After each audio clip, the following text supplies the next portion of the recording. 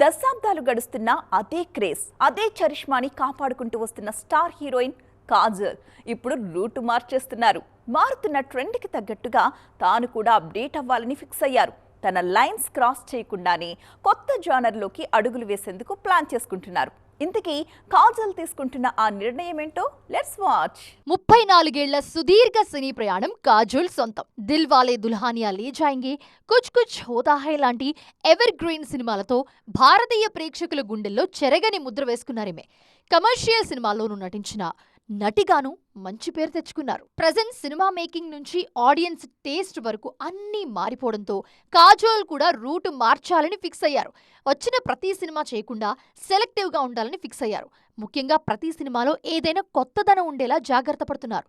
అంతేకాదు, ఇకపై ప్రయోగాలకు సిద్ధమని, ఇంతవరకు చేయని పాత్రలో కనిపించాలని అనుకుంటున్నారని మనసులో మాట బయటపెట్టారు కాజోల్. థియేటర్లకే పరిమితం కాకుండా డిజిటల్ మీడియాలో కూడా సత్తా చాటుతున్నారు కాజోల్. త్రిభంగా, ది ట్రయల్ లాంటి ప్రాజెక్టులతో ఓటీటీలో కూడా మంచి సక్సెస్ అందుకున్నారు.